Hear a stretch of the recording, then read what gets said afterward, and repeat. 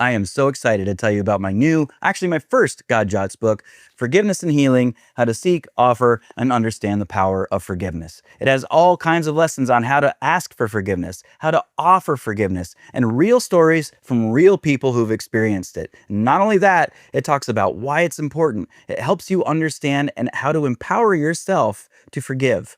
I'm telling you, if you don't want to live in a divisive world, and you want to start using a little bit more compassion, you've got to start with forgiveness. So get God Jots, Forgiveness and Healing, How to Seek, Offer, and Understand the Power of Forgiveness. Available now and also signed. Go to forgivenessbook.godjots.com. Sometimes the greatest act of faith is to laugh, even when the world says you shouldn't. Perhaps Jesus came to show us the absurdly, wildly freeing nature of God's love. What's up, my EFF? Let me tell you how it is. You've just stumbled upon God Jots, a series about the nature of love, compassion, joy, and the real-life connection between human beings. I'm Ender Bowen, Nashville, Tennessee rock pop artist, author, husband, father, complete dork, and aspiring compassionist.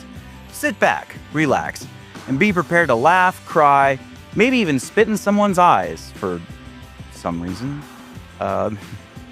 Maybe don't do that.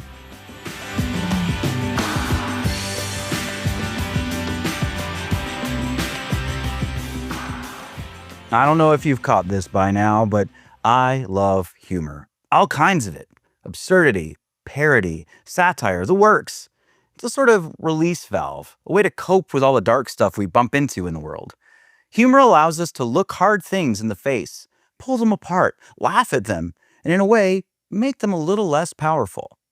It's one of the reasons I've always been drawn to subversive humor. There's something liberating about humor that refuses to play nice with established norms or accepted wisdom. It goes after the pain. It calls out the hypocrisy. And in doing so, it helps us cope, doesn't it?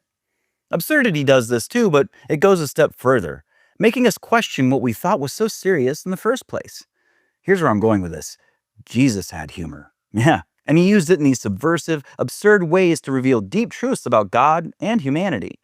Humor was a core part of his radical, rule-breaking approach to life. Yet, somehow, when we talk about Jesus today, we seem to miss the joy, the comedy, and the lightness. We get caught up in his sacrifice, which, of course, is huge and central to the story, but we ignore the fact that his life was full of laughter, surprise, and humor. And when I look around at how serious the world has become, it makes me wonder if we're losing something essential. See, somewhere along the way, we got a little too serious for our own good. We've become guarded, taking offense at nearly everything. Satire, parody, people don't seem to get it anymore. It's like we've decided that humor is only funny if it's tearing down someone we don't like. And even then, it's often an angry kind of laughter, a gotcha moment. We've started taking ourselves way too seriously. And in the process, we're missing the joy. And this goes beyond the world in general. I see it in the church, too. I see it in how a lot of Christians talk about Jesus and faith. Now, don't get me wrong, reverence for Jesus is a good thing. Recognizing the gravity of his sacrifice is obviously important. But if we're not coming into joy, if we're not laughing and enjoying the life he has given us, what did he sacrifice for? Look at what Jesus was doing when he was here.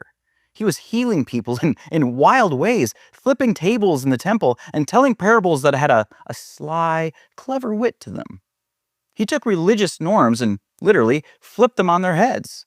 He challenged societal expectations, often in ways that were hilariously unexpected. How do we not see the humor in that?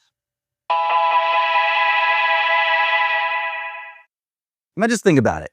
Feeding 5,000 people with 5 loaves and 2 fish. How do we not see the humor there? Jesus is sitting there with a handful of food like, oh, you think I need a food truck?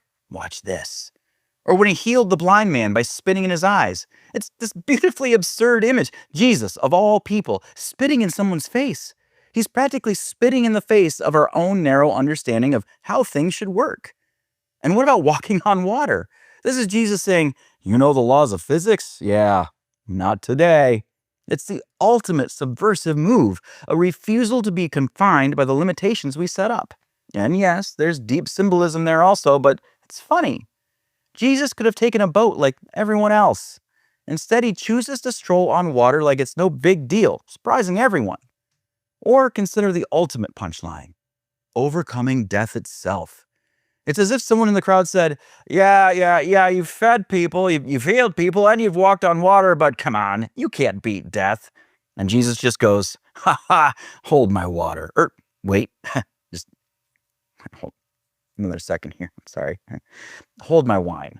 Then he goes and he does it. Death itself, the thing that terrifies us most, the thing we hold in such dark reverence, is turned into the ultimate absurdity by his resurrection. Jesus laughs in the face of death, and in doing so, he frees us to do the same. He transforms death from a grim inevitability to a doorway to joy. These aren't just miracles. They're reminders of how small our ideas are about what God can do. Jesus had this amazing ability to play with reality, bending it, challenging it, blowing people's minds. Blew mine. And he did it with a sense of humor. He didn't come to lecture us into joylessness. He came to show us the absurdly, wildly freeing nature of God's love. If this is who Jesus was, and Jesus was God made man, then this is who God is. God is joyful. He's not sitting up there with his arms crossed, frowning at our every misstep. He's inviting us into a life of joy and freedom, into a life where we don't have to take everything so darn seriously. Look, it's easy to get bogged down by the weight of the world. I catch myself taking things far too seriously sometimes, and I forget that laughter is a crucial part of life. I forget that in my mission of compassion, laughter is necessary. Because without humor, compassion can start to feel heavy and burdensome. But humor reminds us that we're human, that we're all a bit ridiculous sometimes. That's okay. So what if we took a page from Jesus' book and let ourselves laugh at the absurdity of life? What if we looked at the world with a little more playfulness like he did? Pointed out the absurd, let ourselves be absurd, laughed at our own failings, and celebrated the joy of simply being alive. Jesus, he showed us how to do that.